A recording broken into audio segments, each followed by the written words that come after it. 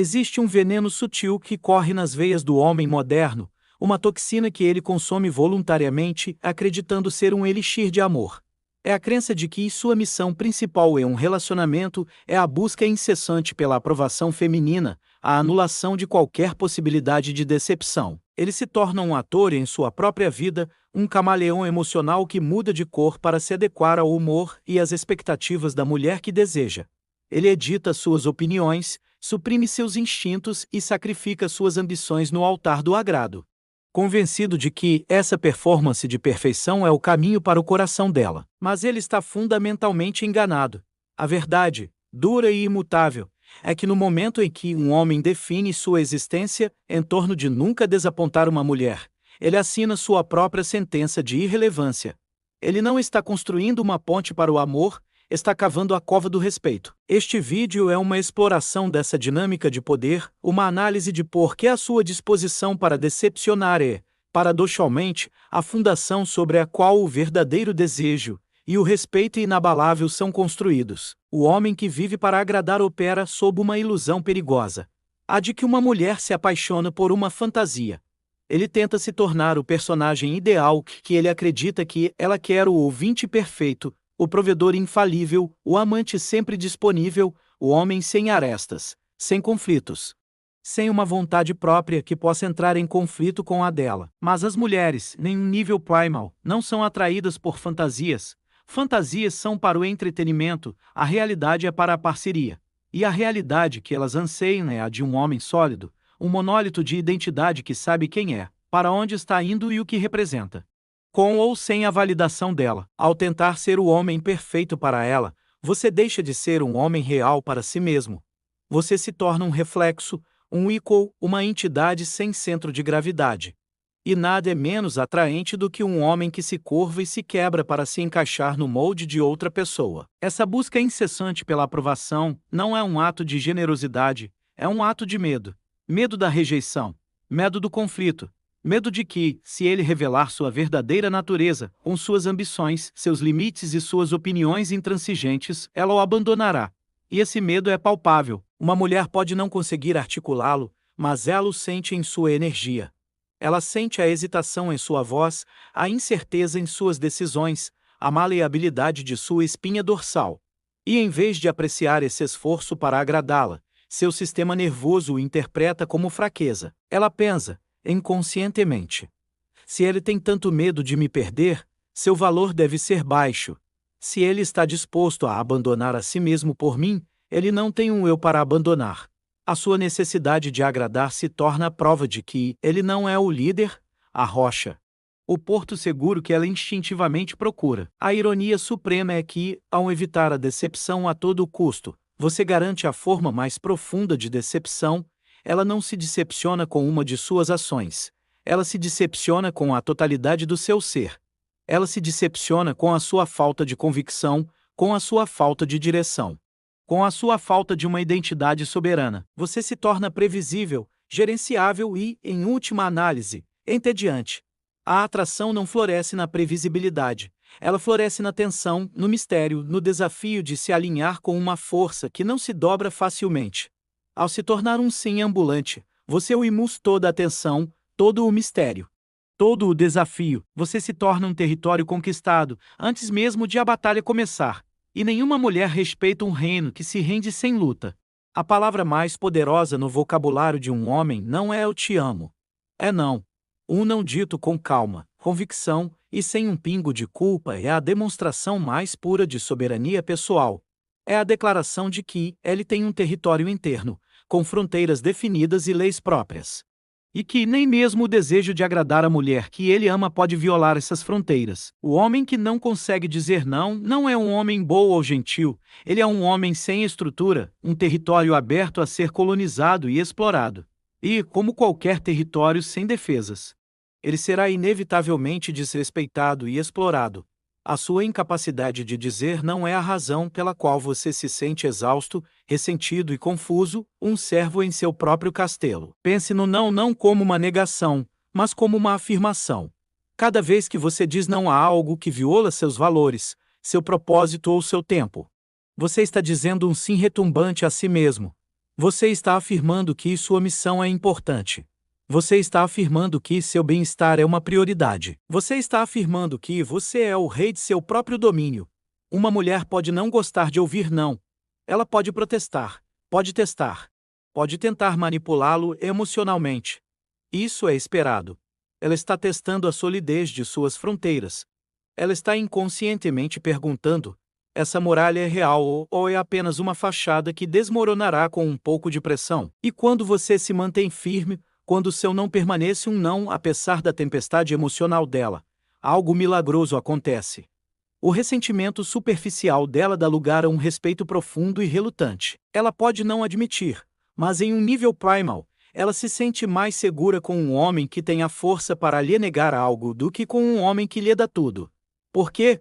Porque um homem que pode dizer não a ela é um homem que pode dizer não ao mundo. Um homem que tem limites com ela é um homem que tem padrões para si mesmo. Sua capacidade de impor uma fronteira com ela é a prova de que ele é capaz de proteger o reino que eles podem construir juntos. Ele não é um barco à deriva, suscetível a qualquer corrente emocional. Ele é um navio com um capitão no leme, navegando com um destino claro. E uma mulher sempre preferirá embarcar em um navio com um capitão forte, mesmo que discorde de algumas de suas ordens, do que em um barco sem leme que está fadado a naufragar. O medo de dizer não é o que mantém os homens presos no ciclo do cara legal. Eles confundem ser agradável com ser valioso. Mas o valor não reside na comparcência, reside na integridade. A integridade é o alinhamento entre suas palavras, seus valores e suas ações. Dizer sim quando sua alma grita não é um ato de autotraição, uma violação de sua própria integridade. E uma mulher, com sua intuição aguçada, sente essa incongruência. Ela pode não saber por quê, mas ela perde a confiança em você, porque percebe que você não é confiável nem para si mesmo. Como ela pode confiar em um homem que se trai rotineiramente? A resposta é que não pode. Portanto, comece a praticar o não. Comece a construir suas fronteiras. Cada não que você pronuncia é um tijolo na muralha de seu autorrespeito.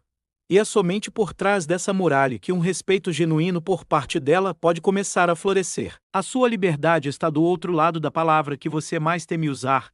Se esta análise sobre o poder do não e a importância das fronteiras ressoou com você, então este é o momento de se juntar à nossa comunidade de homens soberanos. Clique no botão de inscrição. Esse clique significa que você está retomando o controle. E para que essa reflexão se torne uma prática de poder, quero te convidar a uma interação.